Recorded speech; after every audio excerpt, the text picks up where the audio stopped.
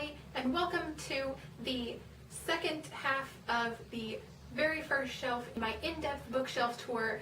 Now, like I said in my last video, it is going to get really long no matter what because there are about 5 stories in each book and there are 6 books, so I've split them up into 3 each, 3 for that video, 3 for this video. I will link that video down below. Go ahead and go check that out if you want to. And let's go right ahead and jump right in. The next book looks like this, and this is one of the really pretty ones. The first book is called Dearly Beloved by Anne Morrow Lindbergh. As June sunlight streams into the McNeil's gracious living home, Sally is marrying Mark in the sight of God and the face of his company. Their ceremony, one of life's supreme moments, is an emotional peak from which the onlookers survey not just this couple but their own experience of love and marriage. As family and close friends follow the moving words of the service, they are stirred to a new understanding of themselves and this most crucial of human relationships. Weaving together the stories of 5 very different marriages, Anne Morrow Lindbergh has written a wise, intimate, and luminous book which men will read to learn more about women and women to discover and come to terms with themselves. The next book is Bricky, condensed from To Love and Corrupt by Joseph Viertel. This is the startling story of how a boy clawed his way up from a New York street gang to the top of a billion-dollar construction empire. To Joe Napoli, brought up in a slum, taught by his immigrant father to take pride in the black bricklayer's craft, ethics meant just one thing. Whatever helped to get the job done and done well was good. Whatever hindered it was bad. And like the padrones of his parents' native Italy, he took care of his own people. Relatives, workers, and the families who lived in the houses he built. That he did all of this, never mind how, was good enough for Joe. But a United States Senate committee took a different view. Investigating the ethics of government-assisted private enterprise, it moved in on him. Bricky is the section of Joseph Viertel's new novel, The Love and Corrupt, in which Joe Napoli, preparing to testify, looks back at his beginnings.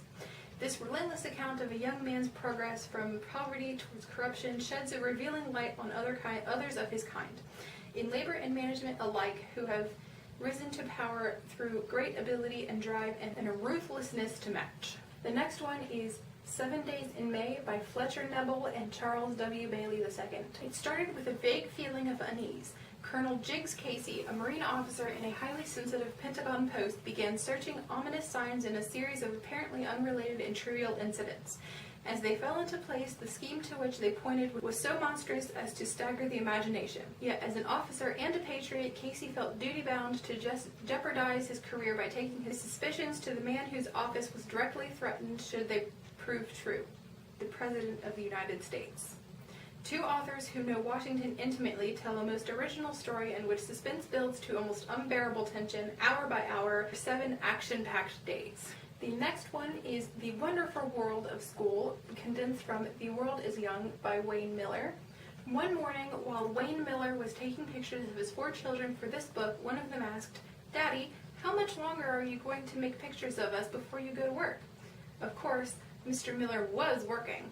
A top-flight professional photographer, he had decided to spend much of his time for 3 years in a photographic exploration of the world of childhood, and centered on his children and their school. When he began, Peter, his youngest, was only 4 and not yet ready for kindergarten. 3 years later, Jeanette, the eldest, was 13, and Miller had intimately observed 8 grades of school children.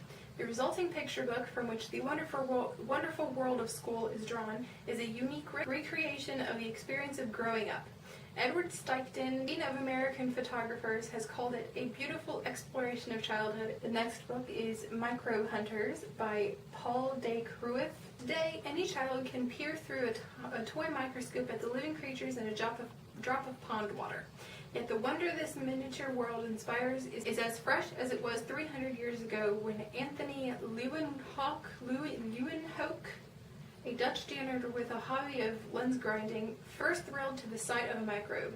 His story and that of other dedicated men who have pushed back the frontiers of science, men like Koch, Pasteur, and Walter Reed, is as full of human conflict and suspense as any work of fiction. Microbe Hunters is already a classic, fascinating in itself and invaluable in helping us to understand the drama behind each new headline breakthrough in modern medical research. The last one is The Golden Rendezvous by Alistair MacLean. Ads for the SS Campery promised, at prices only millionaires could pay, the mystery and romance of a tramp ship which sails to unknown destinations, combined with the utmost in luxury. And on one fateful cruise, the passengers found that promise more than fulfilled, for the mystery starred a gang of gold-hungry Caribbean conspirators and a scientist missing with a powerful fission bomb. Romance was an auburn-haired heiress whose quizzical smile made the ship's officers do mental cartwheels, and the Campery's unknown destination turned out to be a secret rendezvous with treasure and sudden death. Another fast-moving entertainment by a master of the action-adventure novel, Alistair MacLean, author of The Guns of Navarone. The next one on this shelf looks like this. The first one in this book is May You Die in Ireland by Michael Kenyon. It was with high spirits and a delightful sense of anticipation that Dr. Foley boarded the plane that was to take him to claim his inheritance, a castle in Ireland. And why not? For William Foley was not the kind of man to whom romantic things happened. A no longer young professor of mathematics from Chicago, he was nearsighted, inclined to chubbiness, and plagued by asthma. Hardly the type to be cast as the hero of a rousing adventure story, but fate was to force him into this highly unlikely role, for he was carrying, quite unbeknownst to him, a most secret document of international importance. From the very start, Foley found himself the bewildered target of rival organizations desperately trying to capture the document. Their methods were violent, up to and including murder. Ill-equipped for physical combat, Foley had no weapons but his captivating innocence, a surprising degree of imagination, and an unwillingness to lie down and be trampled on. He also had the help of a pretty Irish colleen.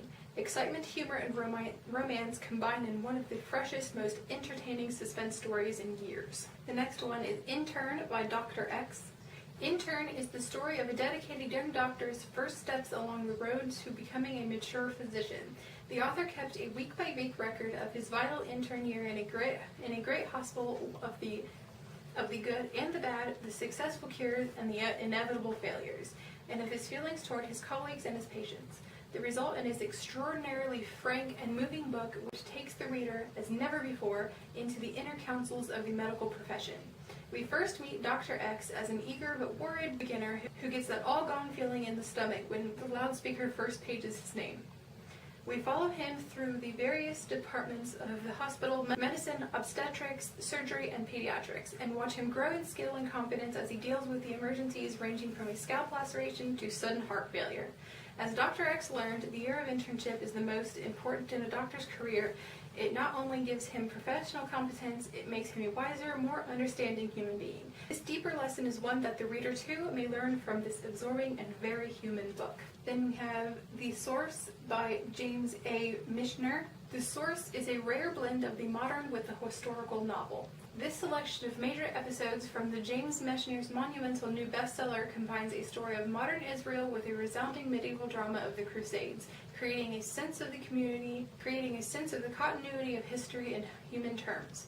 The focal point of the novel is Makor, a site in Israel known today as Tel Makor, signifying that this is not a natural mound, but the accumulated residue of abandoned settlements, each resting on the ruins of its predecessor. At the tell of an American archaeologist, John Cullinane has assembled an expert team of men and women to probe the past of the site. As they lay bare the secrets of the mound, level by level, they also reveal themselves. Cullinane becomes caught up in the lives of the ingratiating Arab Tabari, Elon Eliab, the brilliant new Jew, whose roots are centuries deep, and the lovely, unpredictable, volatile young woman, Vered Barel. I don't know if I'm saying any of these names right. I'm sorry if anyone knows how to pronounce them and is offended by the way I'm butchering all of them, but I'm not an expert on foreign names. The Holy Land, meeting place of three of the world's greatest religions, is a continuing source of inspiration and drama. This 20th century frontier is brilliantly revealed in a major novel by one of this country's greatest storytellers. Next one is Night of Camp David by Fletcher Neville. One man in the free world has the power to launch a nuclear war that might destroy civilization. The President of the United States. What if that man were mentally unbalanced? This is the horrifying possibility that faces Jim McVeigh, a young senator from Iowa, after his puzzling midnight conference with President Mark Hollenbach at Camp David. Who would have the courage to accuse the president of having a sick mind? What if he were mistaken? Jim McVeigh jeopardizes his career, his marriage, and his own personal freedom in pursuit of the truth about the president's mental state. With a summit conference with the Russian premier only days away, McVeigh's efforts take on a desperate urgency. Set against an authentic Washington background, this suspenseful story illuminates the highly typical subject of president disability. It is a worthy successor to the author's famous 7 Days in May. That's a bit scary, isn't it? And the last one is A House of Many Rooms by Rodello Hunter. Spunky little Kate, as her husband David Woodrow called her, had a job that could have kept 3 women busy. David, a farmer and the builder of the House of Many Rooms, was also town marshal and a popular preacher in the Mormon church, duties which often called him away from home. With 13 children, 8 owned and 5 borrowed, and all the milking and churning, the pumping and hauling of water, the cooking and sewing to cope with, Kate's hands were more than full.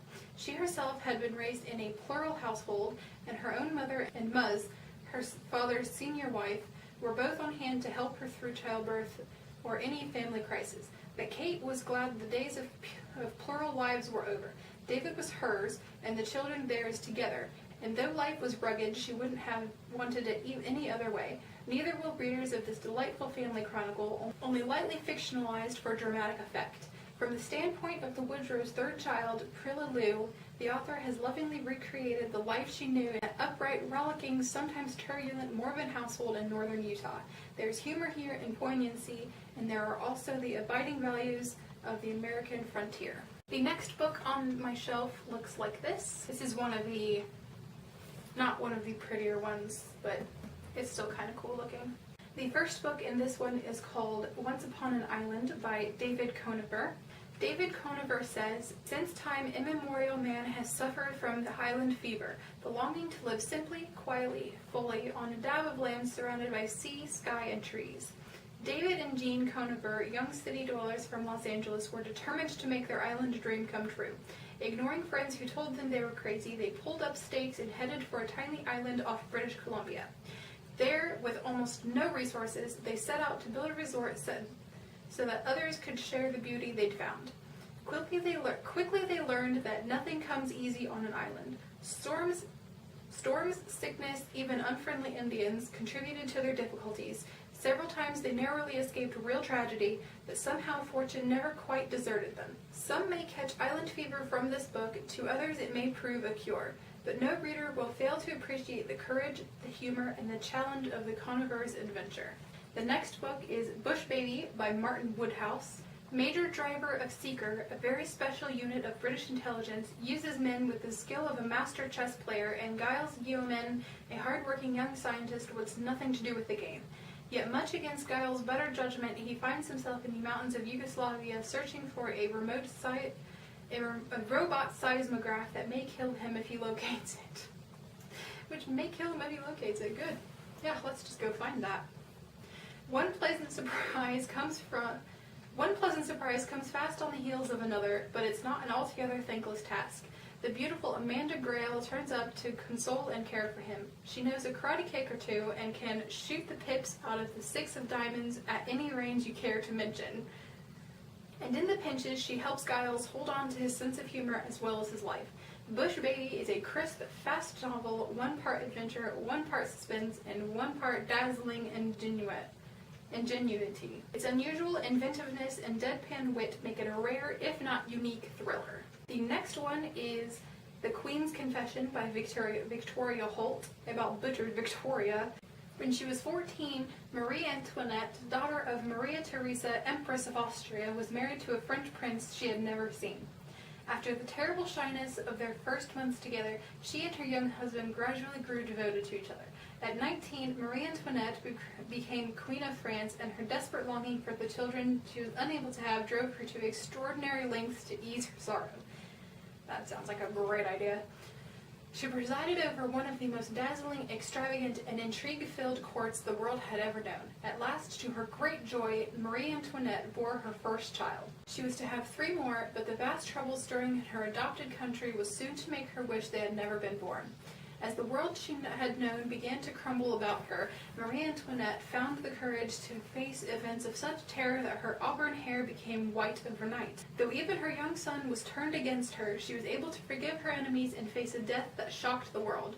Victoria Holt, one of the finest storytellers writing today, has recreated Marie Antoinette's unforgettable history as though it were a memoir composed in prison by the Queen herself. The next book is Leafy Rivers by Jessamyn West. Mary Pratt Rivers, known as Leafy, is a young bride who must fight against time and circumstance to save a life and a marriage. The place is the Ohio Frontier Territory. The time is the early 1800s.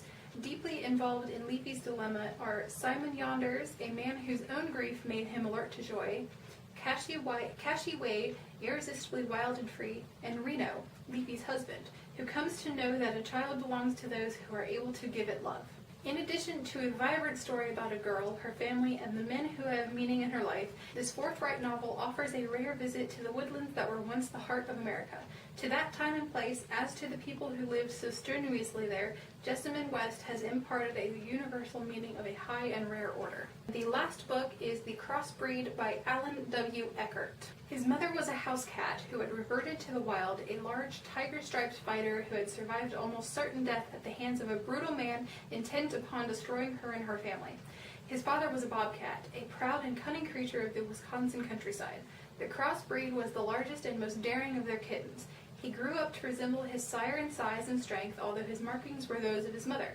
It was the combination of the finest qualities of both breeds that gave him the strength and intelligence to undergo a 1,000-mile odyssey as he was drawn back to the young boy who had once rescued him from a flash flood, cared for him, and given him love.